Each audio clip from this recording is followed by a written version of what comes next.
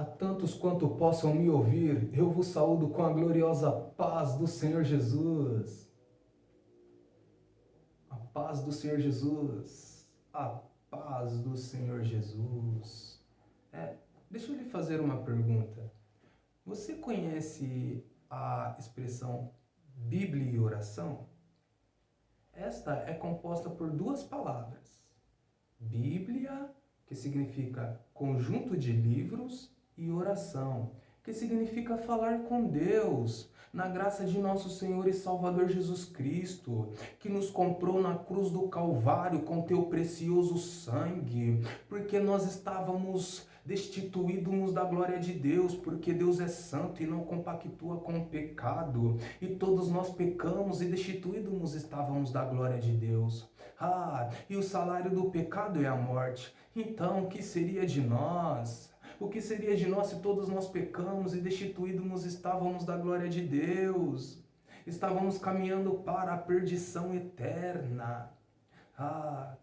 João 3,16 vai nos dizer que Deus amou o mundo de uma tal maneira que deu seu único filho, para que todo aquele que nele crê não pereça, mas tenha vida eterna. Talvez alguém me diga, mas como assim todos pecamos? Deixa eu te dizer uma coisa, nós não somos pecadores porque cometemos um pecado. Não, nós cometemos pecado porque nós somos pecadores. Porque nós já viemos de uma carne enferma pelo pecado. Porque Adão e Eva, os primeiros seres humanos, eles desobedeceram a Deus. E desobediência a Deus é pecado. Então ali o pecado entrou na raça humana. A partir daí, todos que nasciam já nasciam em uma carne enferma pelo pecado. Mas Deus amou o mundo de uma tal maneira que deu seu único filho para que todo aquele que nele crê não pereça, mas tenha a vida eterna. Jesus Cristo não veio da linhagem de Adão e Eva, uma linhagem enferma pelo pecado, de uma carne enferma pelo pecado. Jesus Cristo foi proveniente do Espírito Santo de Deus, e uma virgem concebeu e deu à luz um filho. Olha, o que muitos erram é venerar a Ave Maria. Não faça isso. É apenas estátua feita por mãos de homens. Maria, ela não foi cheia de graça. Maria, ela foi agraciada. Cheio de graça é Jesus Cristo. Porque olha o que diz no livro no Evangelho segundo escreveu João, capítulo 1, do versículo de número 14, se eu não estou enganado. Vamos ver aqui, João, capítulo de número 1, versículo de número 14, que diz: E o Verbo se fez carne e habitou entre nós, pleno de graça e de verdade, e vimos a sua glória como a glória do unigênito do Pai. Olha só. E o Verbo se fez carne e habitou entre nós, pleno de graça e de verdade. Maria, ela foi agraciada. Ser agraciada é um favor imerecido. Jesus Cristo, olha só, santo, justo, não tinha pecado algum, foi para a cruz do Calvário. Talvez alguém me diga, mas Deus não é justo? O salário do pecado é a morte, está escrito na palavra de Deus. Jesus Cristo não pecou e está na cruz do Calvário, todo machucado, ali com coroa de espinhos, e literalmente com a tua carne pregada ali no madeiro, ali na cruz do Calvário, e está padecendo. Por quê? Ei, ouça, Jesus Cristo está dizendo, Pai, perdoa-os, eles não sabem o que fazem. Talvez alguém diga, você acha, Deus é bom, ele vai mandar um pecador para o inferno? A palavra de Deus também diz que Deus agradou moê-lo, porque quando Deus olha para Jesus Cristo, Deus vê o pecado da humanidade em Jesus Cristo. Sabe por quê? Jesus Cristo morreu de braços abertos. Ele absorveu sobre si nossas enfermidades e nossas dores. O salário do pecado é a morte. Jesus Cristo está morrendo e morreu. Mas deixa eu te dizer uma coisa, ao terceiro dia ele ressuscitou. Porque foi ele mesmo quem disse, ninguém toma a minha vida, eu a dou para voltar a tomá-la. Ei, foi o autor da vida quem disse. Por isso, estar fora de Cristo Jesus, é muito perigoso. Corra para Jesus. Corra para Jesus. Porque quando Deus olhar para você, Ele vai ver o sacrifício do teu Filho amado Jesus Cristo. Ele vai dizer, a dívida está paga. Minha justiça foi sanada. Mas aqueles que estiverem fora de Cristo Jesus, estão ainda em Eva e Adão, uma carne enferma pelo pecado. E o salário do pecado é a morte. Romanos 8. Nenhuma condenação há para os que estão em Cristo Jesus. Louvado e engrandecido é o nome do Senhor. Bíblia e oração.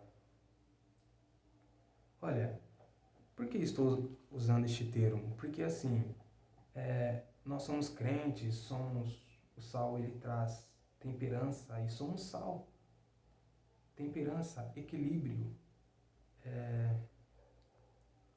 Nós alimentamos a carne e também alimentamos nossa alma. A medicina conhece uma palavra chamada inanição, que é quando assim, após uma pessoa passar um período sem comida e sem água, ela começa a ficar assim, emagrecer, chega a ficar esquelética, porque o corpo ele não encontra ali alimento para abastecê-lo, ele começa a absorver nutrientes do próprio tecido e a pessoa começa a emagrecer, inanição. Agora, se assim, a pessoa não alimenta a alma, ela precisa alimentar a alma.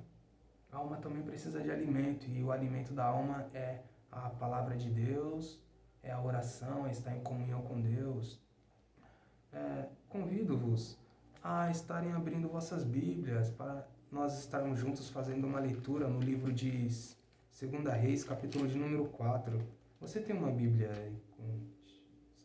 Tem uma Bíblia aí? Porque eu não me conformo com, assim, no país que a gente vive. No país que a gente vive, a gente não... Alguém não ter a Bíblia. Alguém não ter as Sagradas Escrituras, ou até mesmo tê-la e deixá-la ali em cima da estante ou em qualquer outro lugar ali, talvez em Salmos, achando que aquilo vai trazer uma proteção a ela. Examinai as Escrituras, pois cuidar ter nelas a vida eterna. O Espírito Santo de Deus faz com que nós venhamos a nos lembrar de tudo que Jesus tem dito e ensinado, mas para nós lembrarmos precisamos ler. Glórias a Jesus. Olha, aqui no livro de 2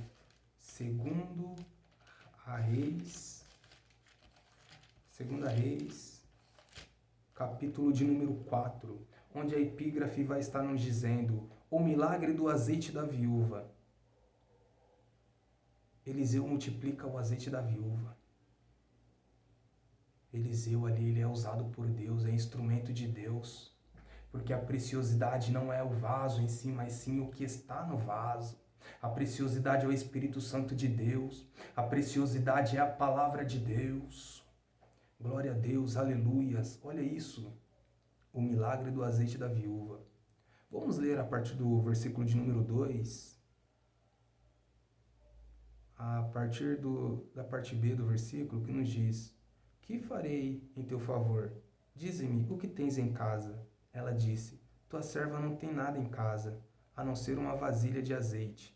Ele lhe disse: vai, pede emprestadas vasilhas a todos os teus vizinhos, vasilhas vazias, não poucas. Depois, entra com teus filhos e fecha a porta. Coloca o azeite em todas essas vasilhas e separa a vasilha que estiver cheia. Então ela se foi, entrou em casa com seus filhos e fechou a porta. Eles lhe traziam as vasilhas e ela as enchia. Quando as vasilhas ficaram cheias, ela disse ao seu filho: traze-me mais uma vasilha. Mas ele respondeu: não há mais vasilha alguma. Então o azeite parou. Glória a Deus, aleluias. Eu conheço uma frase que diz assim: enquanto houver madeira, haverá flecha. Eu imagino soldados no campo de batalha e eles dizem: enquanto houver madeira, haverá flecha. Temos trabalhadores, temos quem trabalha, temos mão de obra. Enquanto houver material para trabalhar, O trabalho será realizado, porque temos a mão de obra. Dentro desta nossa meditação, poderíamos fazer a seguinte colocação: enquanto houver vaso, haverá azeite, porque há quem trabalhe. Papai trabalha. Olha isso. Glória a Deus. Aleluias. Eu sou auxiliar de cozinha e certa feita estava lá fazendo o meu trabalho e minha colega de trabalho chega a mim e diz: Vinícius, como você terminou o que você está fazendo, poderia embocar esta bacia ali? Eu sim termino o que estou fazendo e emboco a bacia em seu respectivo lugar. Está escoando água, né? Isso é comum quando vamos lavar um copo. Geralmente deixamos o copo embocado, o copo está secando, até o copo seco, quando está limpo, deixamos ele embocado. Assim mantemos a integridade interior do copo, para que quando formos usar, pegamos o copo, desembocamos o copo e abastecemos de água. Tomamos uma água limpa, não é mesmo? Eu sou pentecostal, eu conheço um corinho que diz assim, olha: desemboca o vaso, Jesus, enche de azeite, enche de azeite, enche de azeite. Liga, liga, liga, liga, liga, liga nesta hora, oh glória. Pede, pede, pede, pede, pede pra Jesus agora. Estamos pedindo: ó Jesus, desemboca o vaso, enche de azeite, Jesus. Liga, estamos falando, liga nesta hora o que é ligar. Tudo que é ligado na terra terá sido ligado no céu. Tudo que desligares na terra terá sido desligado no céu. É ligar, é estar em comunhão com o Pai. Guarde o contato com teu Salvador e as nuvens do mal não te cobrirá. Guarde o contato, é oração. Liga nesta hora, ora nesta hora. Ó Jesus, enche de azeite. Mas, olha, vocês concordam comigo? Não tem como encher de azeite um vaso que está desembocado. Na verdade, digo, não tem como encher de azeite um vaso que está embocado. Eu vejo muitos vasos limpos, porém embocados. Para o vaso ser enchido de azeite, precisamos desembocar os vasos, ou seja, os vasos com a boca para cima. Aí podemos encher os vasos de azeite. De azeite, e vai enchendo de azeite, vai enchendo de azeite, vai enchendo de azeite. Glória a Deus, aleluias.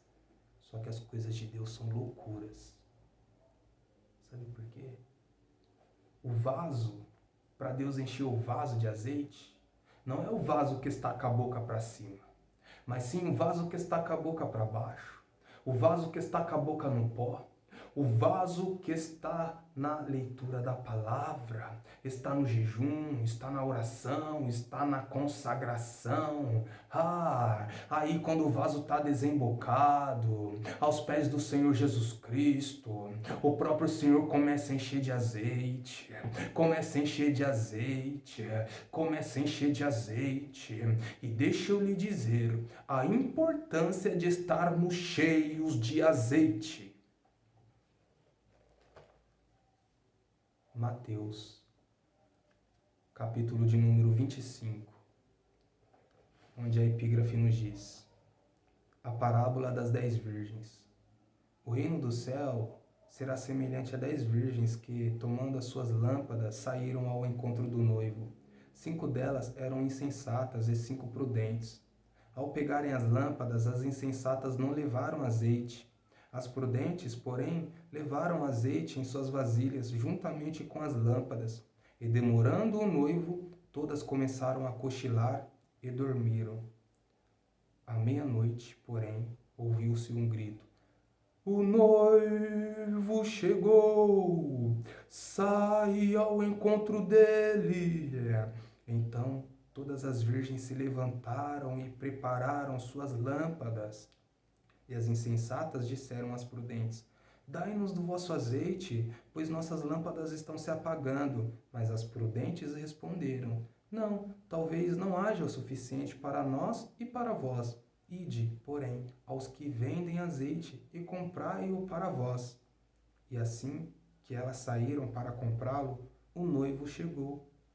As que estavam preparadas entraram com ele para a festa de casamento e fechou-se a porta. Depois também chegaram as outras virgens e disseram: Senhor, Senhor, abra-nos a porta. Ele, porém, respondeu: Em verdade vos digo que não vos conheço. Portanto, vigiai, pois não sabeis nem o dia, nem a hora. Portanto, vigiai, pois não sabeis o dia nem a hora. Perceba, as que entraram com o noivo para as bodas não foram aquelas que foram se preparar, foram aquelas que estavam preparadas. O crente precisa estar preparado. Preparado. Então, Bíblia e oração. Deus abençoe a vida de cada um de vocês. Examinai as Escrituras, pois cuidar ter nelas a vida eterna. Se achega a Deus, tenha comunhão com Deus, porque o próprio Senhor irá iluminar, te revelar e te dar o entendimento, e te dar a sabedoria. Não temais, ó pequeno rebanho, pois é do agrado de vosso Pai dar-vos o reino. Saúdo a todos com a gloriosa paz do Senhor Jesus. Amém.